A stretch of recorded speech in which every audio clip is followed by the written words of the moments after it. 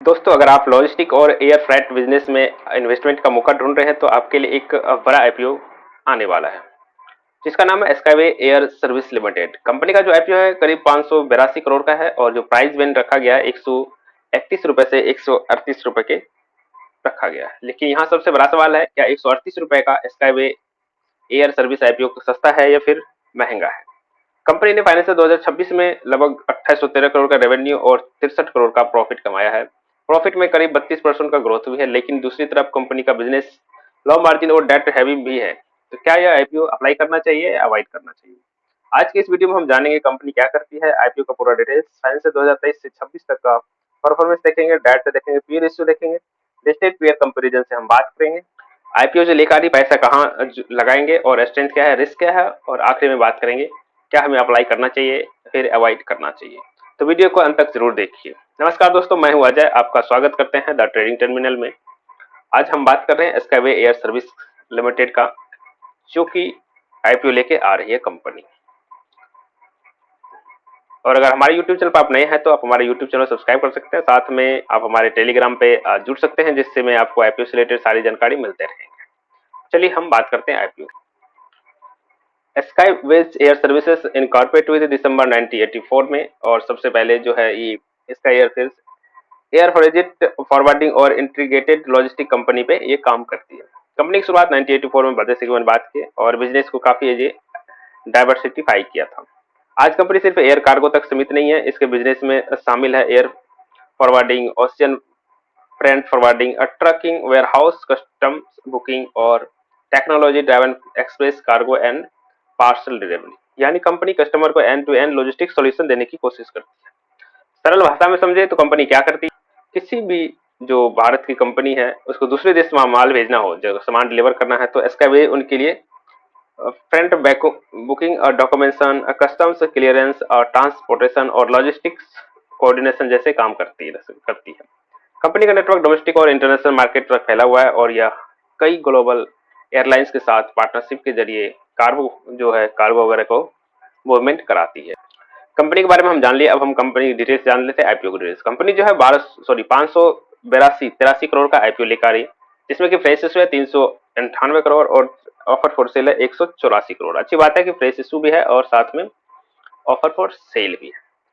IPO का जो price range है 131 रुपए से 138 रुपए के बीच में है और 10 रुपए के फेस वैल्यू पर ये कंपनी लेकर आ रही है। 100 शेयर का एक लॉट होंगे, जिसमें आप एनएससी बीएससी दोनों पर ये कंपनी लिस्टेड होंगे। ओपन जो होंगे 24 अगस्त, मंडे को 24 अगस्त को ओपन होंगे, क्लोज होंगे 27 अगस्त को, और अलॉटमेंट जो होंगे इसके 28 अगस्त को होंगे। उसी तरह रिफंड होंगे 31 अगस्त को, और जो कंपनी लिस्ट होगी मार्केट में 1 सितंबर 2026 को ये कंपनी लिस्ट होंगी। अगर रिटेल कोटा में अप्लाई करते हैं मिनिमम 1 लॉट तो आपको 13,800 रुपए लगेंगे और मैक्सिमम आप 14 लॉट अप्लाई कर सकते हैं, जिसे 1,93,200 रुपए इसमें लगेंगे। उसी तरह स्मॉल एचआई बिग एचएनआई में भी आप अप्लाई कर सकते हैं।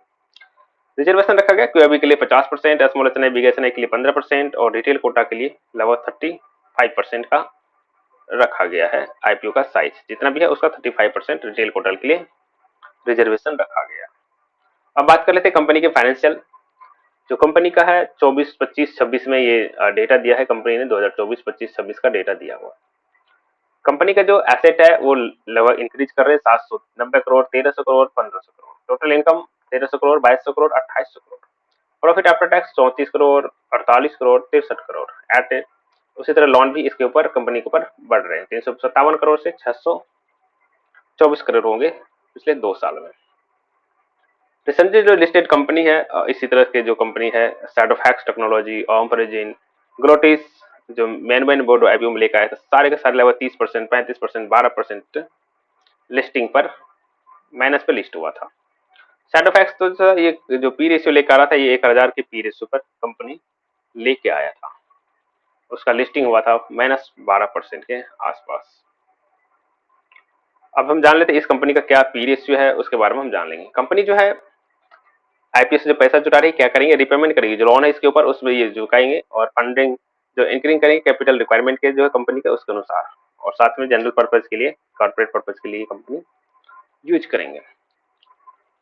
आरओई आरओसी दिया है 11, 14, 18 और पैट मार्जिन भी है 2 का दिया हुआ है। पी रेशियो कंपनी का नहीं दिया हुआ है तो हम निकाल लेते हैं पी रेशियो कंपनी का क्या निकलेगा हम आपको बता देते हैं। कंपनी का पी रेशियो निकालने, पी रेशियो कैसे निकालेंगे, लास्ट ईयर का जो प्रॉफिट आफ्टर टैक्स है 63 करोड़ और कंपनी का मार्केट कैप में डिवाइड कर देंगे। आफ्टर मार्केट कैप कंपनी का क्या हो जाएगा, 2005 करोड़ का हो जाएगा। अगर आप डिवाइड करेंगे तो लगभग लगभग 31-32 के आसपास आ जाएगा इसका पी रेशियो कंपनी का। तो इस पे क्या महंगा है या फिर सस्ता, मुझे तो महंगा ही लग रहा है, क्योंकि देखिए इससे पहले जो पीयर कंपनी था ये 19-18 के पी रेशियो पे लेकर आते थे, 35-37% माइनस में लिस्ट हुए। मेन बोर्ड आईपीओ है ये, मेन बोर्ड, और ऐसा भी नहीं कि छोटा मोटा आईपीओ। 307 करोड़, 122 करोड़, 1900 करोड़ सेडोफैक्स, ये 12% का लिस्टिंग गेन दिया था। आईपीओ प्राइस 124 पे लेकर आया था, 135 पे लेकर भी 97 पे चल रहा है, 129 पे 65 लगभग आधा हो गया कंपनी का प्राइस। अब क्या करना चाहिए, अप्लाई करना चाहिए, अवॉइड करना चाहिए। चलिए उसके लिए हम देख लेते हैं इसका ग्रे मार्केट क्या चल रहा है। उसके लिए मैं आपको ले चलते हैं टेलीग्राम चैनल पर, जिसमें मैंने साझा किया था कि क्या ग्रे मार्केट चल रहा है। तो हम बात जो कर रहे हैं कंपनी का, उसके बारे में हम बात कर लेते हैं। एसकेबी का लगभग 20% का ग्रे मार्केट चल रहा है, 20-21% का। तो क्या करना चाहिए, अप्लाई करना चाहिए, अवॉइड करना चाहिए। इसलिए बात करते हैं लॉन्ग टर्म के लिए और शॉर्ट टर्म के लिए। लॉन्ग टर्म के लिए कंपनी एक तरह से सही है, अच्छा है, क्योंकि इसका जो प्रॉफिट है आफ्टर टैक्स 34 करोड़, 48 करोड़, 62 करोड़, 2 साल में लगभग लगभग ये डबल कर चुका है। 2 से 3 साल का मौका है तो आप इसमें इन्वेस्ट कर सकते हैं। अगर शॉर्ट टर्म के लिए है तो शॉर्ट टर्म के लिए आपको इंतजार करना होगा, क्योंकि उसके लिए हमें चेक करने होते हैं क्यूआईबी का सब्सक्रिप्शन और लेटेस्ट जीएमपी। उसके लिए हमें इंतजार करना होगा 27 अगस्त का, और ज्वाइन करना होगा टेलीग्राम, जिसमें आपको हम बताएंगे क्या हमें इसमें अप्लाई करना चाहिए, फिर अप्लाई नहीं करना चाहिए। जान लिया। अब आईपीओ कैसा लगा जरूर बताइएगा। और एक डिस्क्लेमर है, ये जो वीडियो है ओनली फॉर एजुकेशनल पर्पज के लिए, फाइनेंशियल कंसल्ट के लिए आप अपने एडवाइस करें, फाइनेंशियल एडवाइजर से आप कंसल्ट करें। वीडियो का कैसा लगा आईपीओ एनालिसिस जरूर कमेंट करके बताइएगा। मिलते हैं तब नए वीडियो में, तब तक के लिए जय हिंद।